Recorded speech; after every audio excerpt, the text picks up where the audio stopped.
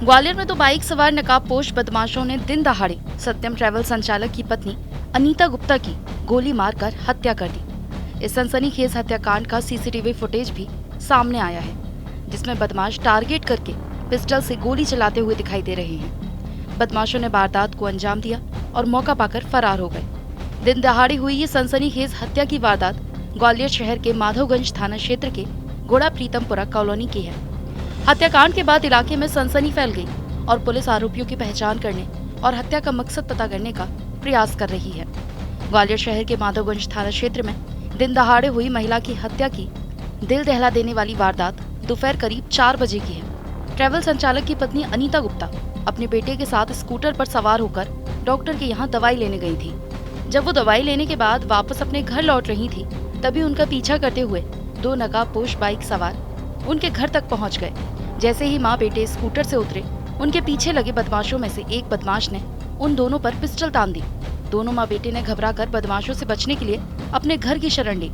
दरवाजा खोलकर दोनों माँ बेटे घर के अंदर हो गए, लेकिन बदमाश के निशाना साधकर गेट के बाहर से ही गोली चला दी।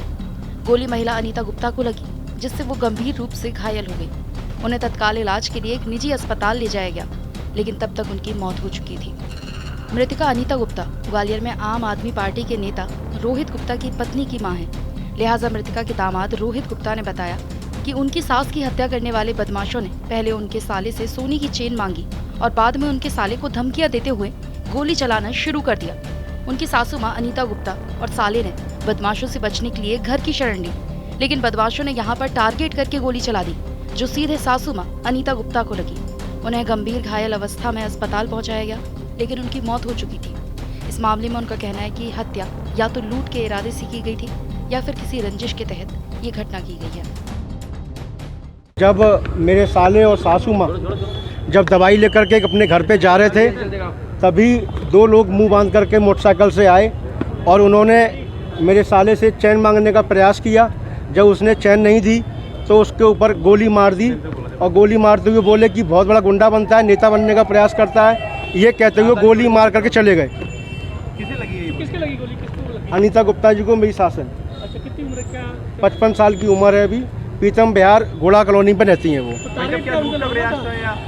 या पहले से कोई दुश्मनी है? निश्चित रूप से आप ये मानिए कि जब कोई आदमी घर पर गोली मारने के लिए आया है तो टारगेट साला ही होगा। साले को ही मारने का प्रयास किया। उनका बसों का काम चलता है, सत्यम ट्रेवल्स के नाम से उनका कारोबार चलता है बसों का। फिलहाल भाई साहब आपको क्या लग रहा है? किसी पे कोई शक है क्या?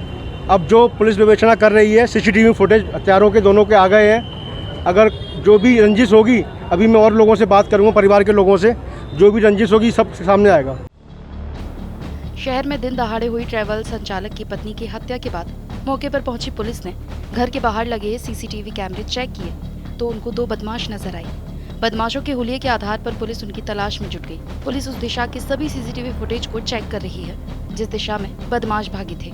पुलिस ये भी मानकर चल रही है कि घटना में कोई शार्प शूटर शामिल हो सकता है।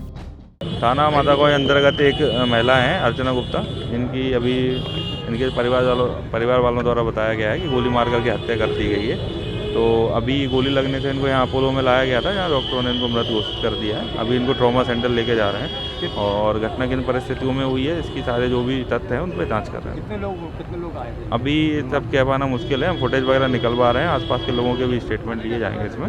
और महिला के सीने में गोली लगी है अभी बाईं तरफ ऊपर की ओर कंधे की तरफ। तो अभी उनकी यहाँ दुखद मृत्यु हो गई है। तो माधवगंज क्षेत्र की रहने वाली हैं ये। तो अभी दिखवाते हैं, इसमें जो भी जांच होगी, जो भी आरोपी होंगे उनको शीघ्र गिरफ्तार किया जाएगा। उम्र लगभग 55 साल के आसपास है।